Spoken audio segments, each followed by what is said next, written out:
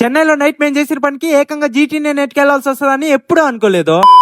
అసలు ఏం జరిగిందంటే మా అన్న కాల్ చేసి నిన్ను చూడాలనిపిస్తుంది వెంకీ, వెంటనే చెన్నైకి వచ్చి అనగానే ఇంకా మనం ఆగుతాము వస్తున్నా అన్న అని చెప్పేసి ఇంకా బస్ దగ్గరికి కూడా వచ్చేసాము. ఇంకా బస్ దగ్గరికి రాగానే మా ఫ్రెండ్ గారికి టాటా చెప్పేసి బస్సు కూడా ఎక్కేసాము. అవును, మన వీడియోని ఎవరైనా కొత్త వాళ్ళు చూస్తున్నట్లయితే మన పేజ్ ని ఫటాఫట్ ఫాలో అయిపోవచ్చు కదా. మ్యాటర్ లోకి వస్తే బస్ ఎక్కానో లేదో గంటకు ఒకసారి మా అన్న కాల్ చేసి ఎక్కడున్నావు అని అడగడమే సరిపోయింది నా జర్నీ అంతా. ఇంకెలాగోలో చెప్పి మొత్తానికి చెన్నైకి రీచ్ అయ్యానో లేదో ఈ లోపు మా అన్న కూడా వచ్చేసాడు పికప్ చేసుకోవడానికి. అలా ఇంటికి వెళ్ళి ఫ్రెష్ అయిపోయి తినేసి రూమ్ కూడా వచ్చేసాము. ఇంక చూడండి, నైట్ మాకు నిద్ర పట్టపోయేసరికి ఇన్స్టా స్టోరీ కోసం లైటింగ్ సెటప్ పెట్టి మిడ్ నైట్ అని కూడా చూడకుండా ఏదేదో ఎక్స్పెరిమెంట్లు చేస్తా ఉన్నాం. లాస్ట్ కి ఎర్లీ మార్నింగ్ 5 అయిపోయేసరికి బీచ్ కి అయితే ప్లాన్ వేసాము. ప్లాన్ వేయడం ఈజీయా కానీ ఇంట్లో నుంచి బయటకు రావడానికి చాలా కష్టపడ్డాము. ఎలాగోలో ఒక గంటం తప్పి బయటకు వచ్చేసామో లేదో ఆ ఏరియా వాళ్ళు ఎక్కడ లేస్తారు అని చెప్పేసి జీటీ కూడా స్టార్ట్ చేయకుండా నెట్టుకుంటా వెళ్ళాము. మేము బీచ్ కి వెళ్ళడం ఏమో కానీ ఇవన్నీ చేయడానికి సరిపోయింది మాకు. నిజం చెప్పాలంటే జీటీ బైక్ నే నెట్టుకెళ్లాల్సి వస్తుందని నా లైఫ్ లో కూడా ఎప్పుడు అనుకుని ఉండను. అవును, చెన్నైలో తీసిన Raghuvaran BTech movie hometown కావాలంటే కింద కమెంట్స్ లో ఎస్ అని కమెంట్ చేసేయండి. నెక్స్ట్ బ్లాగ్ లో అయితే అప్లోడ్ చేస్తాను. ఎలాగోలా మొత్తానికి బీచ్ కి కూడా చేరుకున్నాము. సన్ రైజ్ చూసేసి ఇంకా అలా ఇంటికి కూడా వచ్చేసాము. మీరు వెళ్తూ లైక్ కొట్టేసి ఇన్స్టాలో ఫాలో అయిపోండి, యూట్యూబ్ లో సబ్స్క్రైబ్ చేసుకోండి. ఉంటా మరి.